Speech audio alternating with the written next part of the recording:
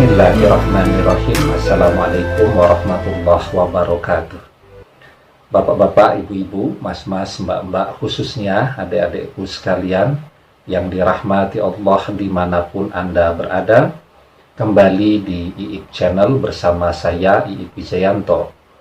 Kali ini tema kita adalah mantan pergi setelah puas morotin duitmu, maka dijamin hidupnya akan rekoso. Ya, rekoso itu artinya menderita. Begitu, ya.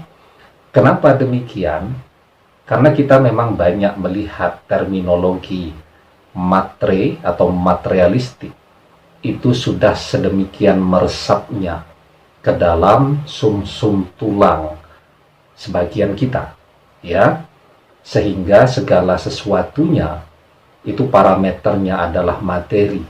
Orang tidak lagi peduli dengan cinta, orang tidak peduli lagi dengan kesetiaan, orang menutup mata terhadap segala pengorbanan yang dilakukan oleh orang yang mencintainya, karena baginya hanya dirinya sendiri yang terpenting.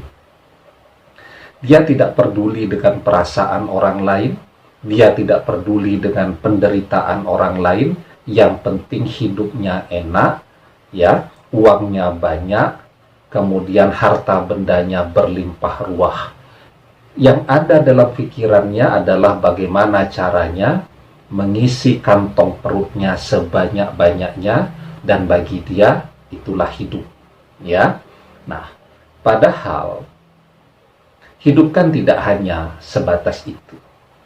Kita ini bisa baik, kita ini bisa sehat, kita bisa berkarya, kita bisa bekerja, kita bisa mencari nafkah dengan tenang ketika kita mendapatkan juga doa-doa yang positif dari orang-orang yang kita kenal, dari teman-teman kita, dari kolega-kolega kita, dari orang-orang yang berinteraksi dengan kita, dari orang-orang yang mencintai kita, ya.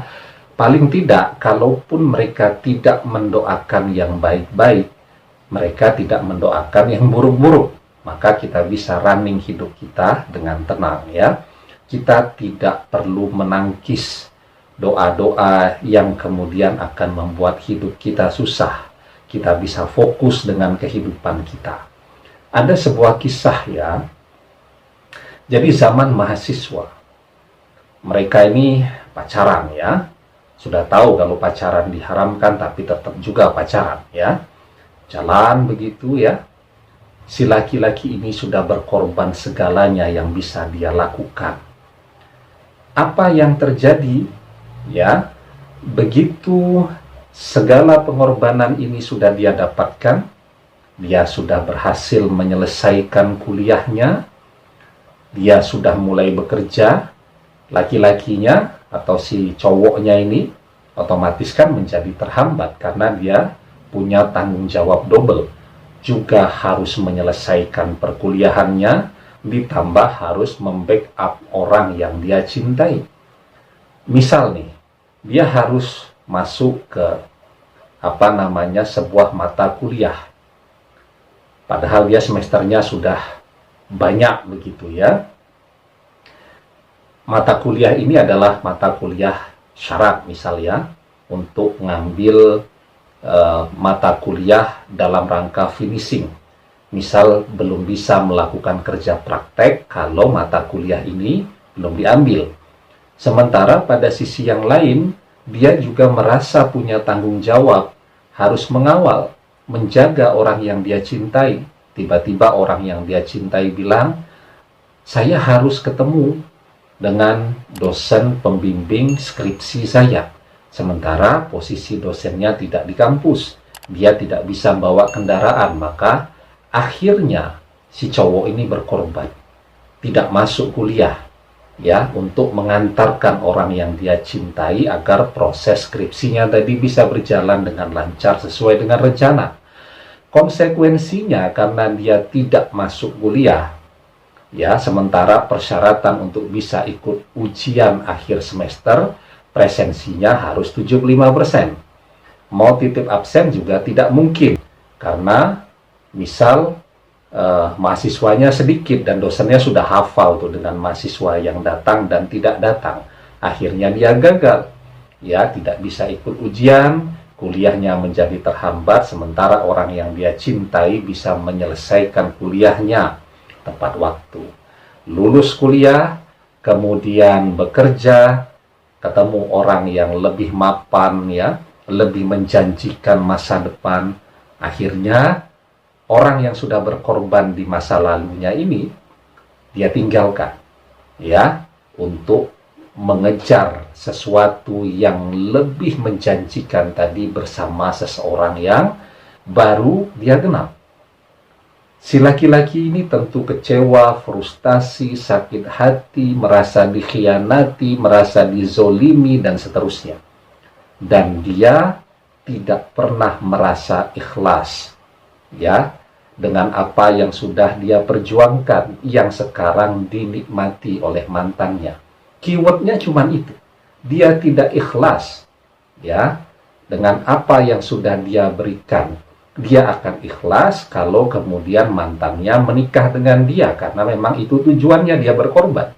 Tapi ketika mantannya memutuskan untuk pergi dengan orang lain, di dalam hatinya cuma dia mengatakan, saya tidak ikhlas dengan apapun yang pernah saya berikan, karena saya dikhianati setelah itu. Ya, apa yang terjadi pada kehidupan si wanita? Ya, dalam proses pernikahannya, jalan 1 tahun, dia hamil, punya anak. Ya, jalan 2 tahun, masalah mulai muncul. Suaminya mulai melirik ke wanita yang lain, mulai berselingkuh, dia mulai stres. Tambah lagi anaknya mulai menunjukkan gejala sakit-sakitan, ya. Tambah lagi orang tuanya juga sakit-sakitan. Dia yang bekerja karena harus ngurusi banyak orang sakit terpaksa mundur, tidak punya income, sementara suaminya duitnya dihabisi oleh wanita yang lain lagi.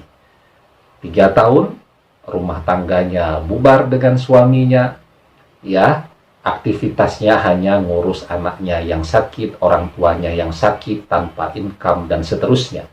Padahal ketika kuliah dulu dia mahasiswi yang berprestasi, yang cerdas, yang pintar, disayangi oleh dosen-dosennya, tapi ketika berhadapan dengan dunia nyata, hidupnya rekoso. Kenapa? Karena dia pernah menzolimi orang yang berjasa dalam hidupnya, dan orang ini tidak pernah ikhlas. Maka dia minta nasihat, ya, kepada banyak orang-orang alim. Kenapa hidup saya sampai seperti ini? Maka nasihatnya juga sama. Apa kamu dulu pernah menyakiti orang, mengkhianati orang, menzolimi orang? Oh, pernah. Saya pernah mengkhianati mantan saya, dan kemudian saya tinggalkan, dan dia pernah mengatakan tidak ikhlas dengan segala yang telah dia lakukan. Coba deh kamu minta maaf kepada dia. Akhirnya dengan menekan rasa malunya, dia pergi menemui mantannya. Jadi mantannya sudah berkeluarga, hidupnya baik-baik saja, anak-anaknya sehat, keluarganya juga baik, dan karirnya juga melesat dengan cemerlang, walaupun kuliahnya 1 tahun, selesainya lebih lama daripada mantannya terdahulu. Kemudian si wanita ini cerita tentang persoalannya, kesulitan yang dia hadapi, dan seterusnya. Karena memang basicnya dia cinta, ya, dia tidak tega juga akhirnya melihat wanita yang pernah, dan mungkin bahkan di dalam hati kecilnya hingga hari ini masih dia cintai, begitu menderita. Akhirnya dia maafkan, ya. Tidak cuma dimaafkan, dia bantu. Ini ada sedikit uang, coba deh kamu mulai usaha kecil-kecilan daripada kamu betul-betul tidak ada income. Toh anakmu butuh biaya, toh orang tuamu juga butuh biaya. Dia melakukannya betul-betul dengan ikhlas, ya. Nah, dalam perjalanannya si wanita tadi pelan-pelan bisa bangkit kembali, mencapai kemandiriannya, walaupun dia trauma, takut untuk jatuh cinta lagi, ya. Nah, ini contoh sederhana. betapa jangan main-main ya dengan yang namanya hati manusia.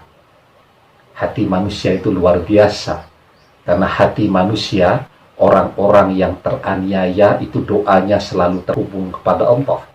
Karena itu jangan pernah menzolimi orang ya, apalagi kalau cuma niat mendekati seseorang untuk morotin duitnya. Begitu melihat potensi duitnya habis, mulai berencana untuk meninggalkan ya, dijamin kalau cuman begitu cara pandang, cara berpikirnya, maka hidupnya bakal rekoso. Biarpun dia punya gelar hebat, biarpun dia punya pekerjaan yang sangat dihormati, tapi tanpa permaafan dari orang yang dia aniaya dulu, tanpa permaafan dari orang yang dia zolimi dulu, tanpa permaafan dari orang yang dia porotin dulu, maka selamanya hidupnya bakal rekoso. Ya, nah, di dalam surat Al-Baqarah ayat yang ke-9, Allah Subhanahu wa ta'ala berfirman, yukhadi'una allaha wallazina amanu wa ma yakhda'una illa anfusahum wa ma yash'urun. Mereka menipu Allah dan orang-orang yang beriman, padahal mereka hanyalah menipu diri sendiri tanpa pernah mereka sadari. Jadi niat cuman sekedar nyari duit ya, ketika mendekati seseorang, itu sesungguhnya dia merasa bisa merekayasa orang lain, bisa memanipulasi orang lain, tetapi sesungguhnya dia sedang menipu dirinya sendiri. Ya, apa dampaknya di kemudian hari terhadap diri dia dengan tindakan, dengan sikap yang seperti ini? Maka bisa kita lihat di dalam surat Al-Baqarah ayat yang ke-15, Allah Subhanahu wa ta'ala berfirman, Allahu yastahzi'u bihim wa yamudduhum fi tughyanihim ya'mahun. Allah akan memperolok-olokkan mereka dan membiarkan mereka terombang-ambing dalam kesesatan. Jadi, ya, dia akan terus berada di dalam kesesatan. Ya, dia akan terus berada di dalam kesulitan. Karena dia dibiarkan tersesat tanpa mendapatkan petunjuk terhadap solusi-solusi yang dia butuhkan. Ya, tidak ada petunjuk sehingga dia akan terus kebingungan di dalam menata kehidupannya. Dia sangat butuh solusi. Ya, dia sangat membutuhkan petunjuk dari Allah. Tapi dia tidak akan pernah mendapatkan itu. Karena memang akibat perbuatan dia yang suka morotin orang, ngapusi orang lain, ya, ngapusi orang-orang yang telah mencintainya dengan tulus, akan membuat dia terus terombang-ambing di dalam kesesatan. Ya, karena itu Anda yang hobi morotin, taubatan nasuha dan minta maaf kepada orang yang pernah Anda kerjai. Karena tanpa itu, hidup Anda akan selalu menderita. Demikian, semoga bermanfaat. Wallahu a'lam bishawab, billahi taufik wal hidayah. Assalamualaikum warahmatullahi wabarakatuh.